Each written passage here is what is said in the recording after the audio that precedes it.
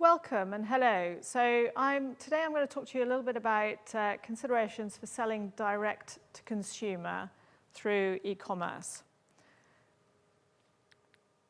So a little bit about my agency first. I'm the owner and CEO of Screen Pages. We're a full-service e-commerce agency that focuses on delivering leading-edge e-commerce solutions for FMCG brands, fashion and lifestyle brands, and B2B brands. And our clients are all interested in digital innovation and online growth.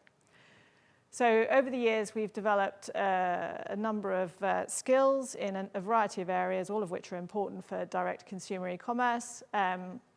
So we can help larger brands understand what is important when setting up a D2C operation. So that includes things like integration. A lot of FMCG brands have big legacy systems where they hold their inventory, product information, stock, but also maximizing the user experience for consumers online, delivering solutions that work across all devices, etc.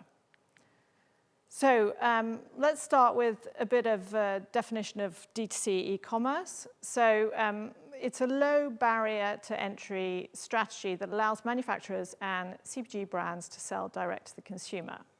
So it bypasses the conventional method of selling through and negotiating through a retailer or a reseller to get your product to market, and it's predominantly done through an online medium, although it's not exclusively online in many cases.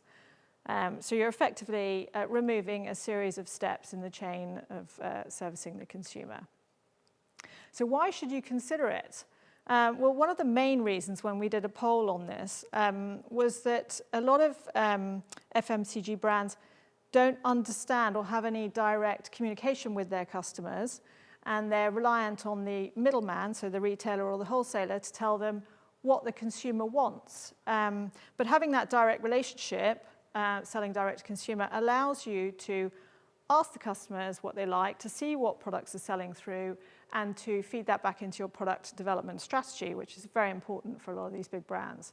And as a result, you can experiment with new products, and you can offer sometimes more competitive pricing.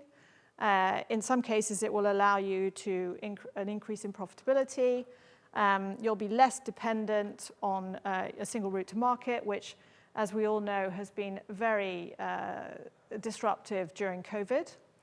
And it'll allow you to be more agile. So from a technological point of view, you'll be able to make changes to your pricing and your offerings and your services more quickly if you're selling direct.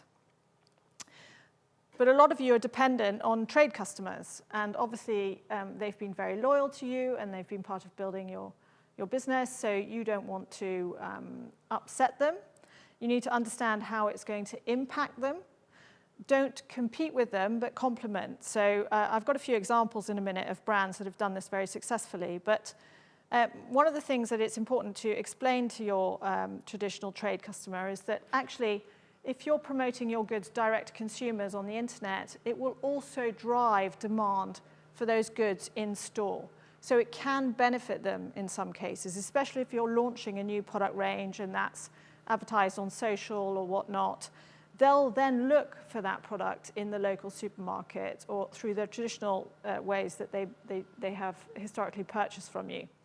And the other point to mention is that it's entirely possible that your trade customers will also want to order from you online. So e-commerce is not just applicable to consumers, it's also applicable to buyers within businesses. As they're used to using their mobile phone to purchase goods for themselves, they'll want to think about using their mobile phone to purchase goods for work as well. So it's really important that when you consider a D2C strategy, that you also think about how you might be able to use this and use the advantages for your traditional trade customers as well. So some examples of some well-known brands that are going D2C at the moment. So we've all heard of the Majestic acquiring Naked Wines.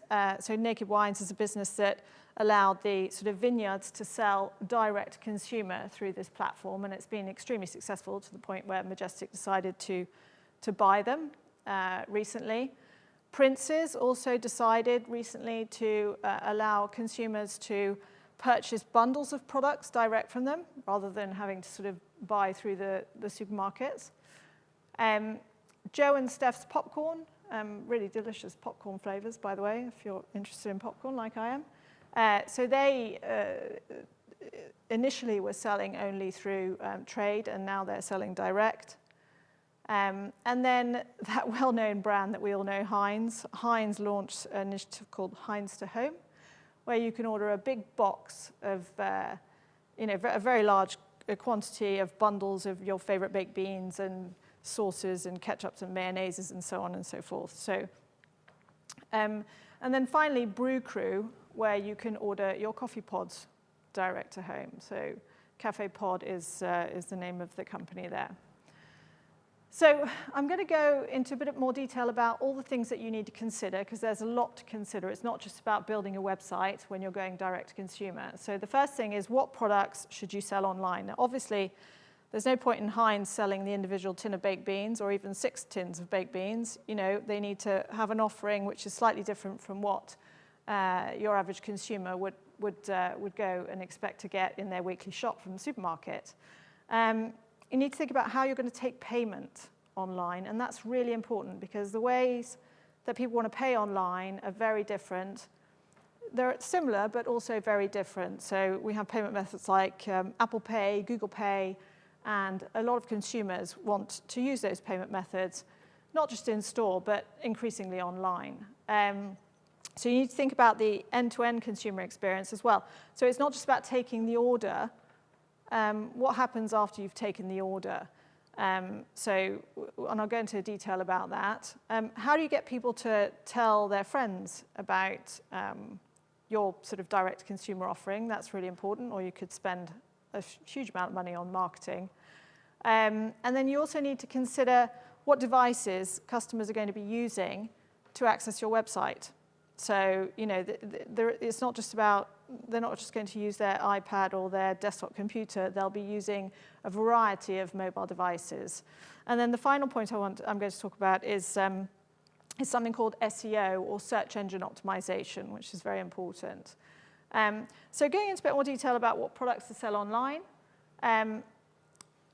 So what are your trade customers selling? Should you be offering something slightly different or complementary, or in different quantities with different bulk discounts? So that's worth thinking about. And then you also need to understand a little bit about what your customers' needs, desires, pain points are. Now, initially, when it's your first direct-to-consumer project, you're not going to know that, but it's very easy to gather that information quite quickly from just looking at what products are selling online and which aren't. What's going to be easy for you to ship and fulfill? Because obviously you need to think about the volume of product and how much it's going to cost you to actually fulfill that direct consumer, and there is a lot of infrastructure that needs to go into place there to be able to do that efficiently. Don't overwhelm customers with too much choice initially, because there will be some mistakes. So it's a bit like if you give somebody 25 flavors of jam and ask them to pick their favorite one, it's going to be harder than if you give them 5. So keep it simple. And then consider a subscription-based model. So if they're going to buy from you and they buy those sorts of products regularly during their weekly shop, is it not worth potentially offering them the ability to subscribe? And we see that increasingly on the larger websites like Amazon and so on. So going into a bit more detail about how you're going to take payment. It's not just about the payment methods I mentioned, so credit cards, Apple Pay, Google Pay, but it's also about what currencies, in some respects. If you're delivering to markets outside of the UK, you need to think about currencies for those markets, but also what payment methods are going to be popular in those markets, because they're not the same as here in the UK. Traditionally, we like to use credit cards. But over on the continent, in Germany, they like direct bank-to-bank transfers, and so on and so forth. So it's really important that you understand what the customers in the markets you're targeting want to see. You'll need to make sure that you have a merchant ID for e-commerce. and that's something that you can set up through your financial or accounting department, but it's really important that you have that. Your acquirer will help you with that. You'll need a slightly different merchant ID for cardholder non-present orders, so e-commerce orders, and you will do for telephone orders, because you will get telephone orders. Some people will try and order on your website, get stuck, and they'll want to phone you up and place an order over the phone. So those are some things you need to think about with payments.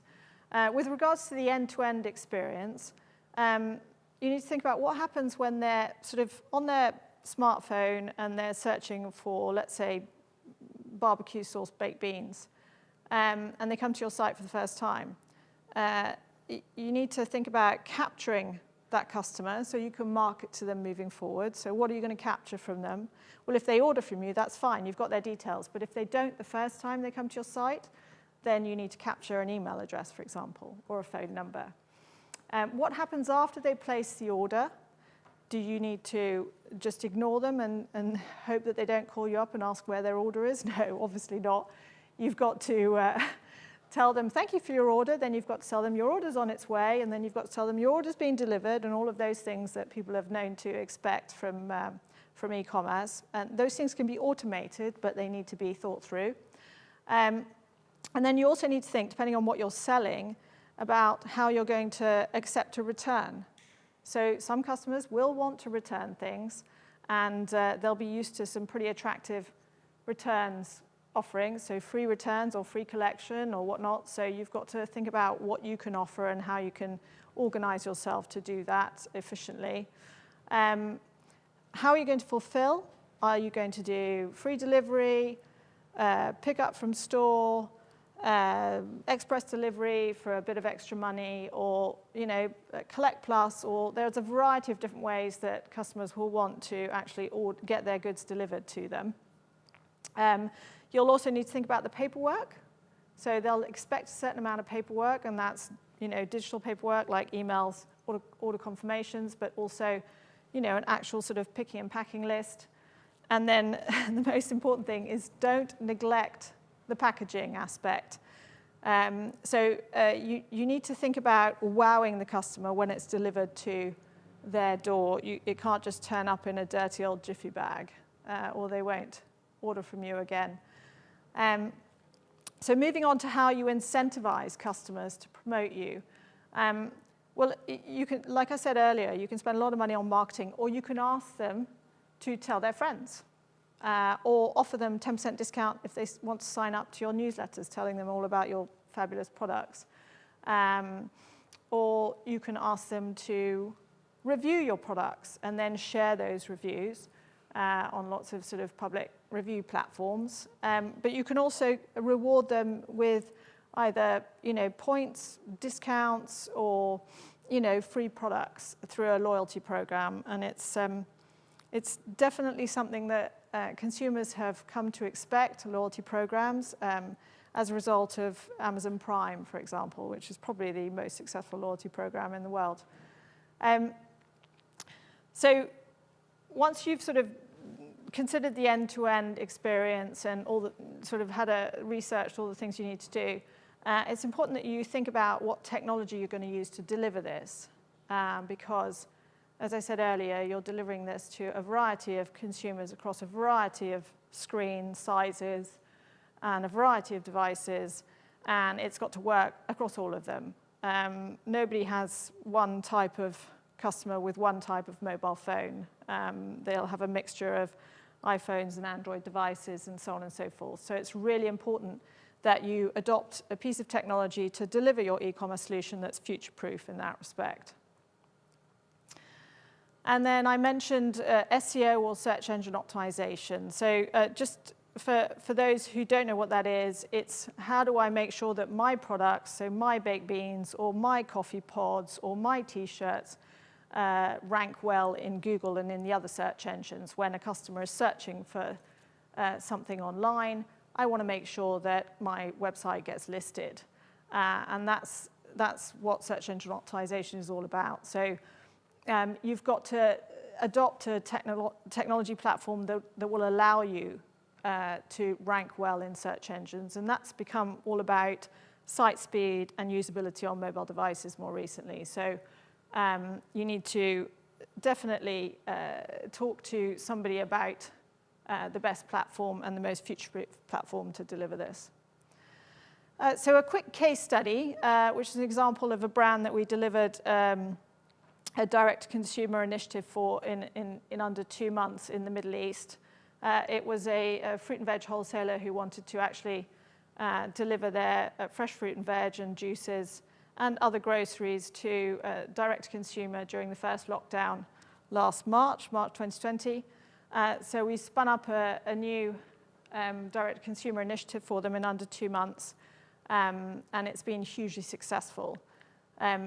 So what they wanted to do was they wanted to actually deliver a consistent shopping experience across lots of different mobile devices. It needed to be fast. They wanted to make sure that it was well indexed in Google, so that SEO point, so that people searching for just oranges would see their website first. And they also wanted to adopt a platform that they could use in the future for B2B e-commerce once all of their sort of traditional trade customers like restaurants and hotels started opening up again. And then the final point is it was really important that they were able to offer their customers local payment methods. And so that's a good example of how you can't just sort of put your standard credit card payment options on a website anywhere in the world, because one of the most popular payment methods in the Middle East is cash on delivery. So these are things that need to be considered. So we delivered it as a progressive web app. And if anybody has any questions about that, then they should email me direct offline. But it basically works like an app on any mobile device, allows customers to create their grocery lists straight from category pages, and also keep stored grocery lists online so they can just do repeat purchasing very frequently. So the results are pretty compelling. They're seeing conversion rates of upwards of 15%, which is virtually unheard of with a normal responsive website. So a normal conversion rate would be around 3 to 5%. They saw a huge increase in traffic for their brand, and also reduced bounce rates. Bounce rate is when people come to a website and drop out. So by way of conclusion, if doing direct consumer, if this is your first rodeo, then you need to talk to the experts and consider outsourcing, because there's a lot to learn. You need to make sure that you set up a project team internally within the business that involves all parts of the business, so sales, marketing, IT, the people who are in charge of inventory management, etc., because they're all going to have some kind of involvement in this project. Don't be worried about making mistakes. We learn more from our mistakes in life than our successes, so just make sure that whatever you do can be adapted quickly. And prepare for a cultural shift. And the final point is there are no silver bullets, unfortunately. Thank you.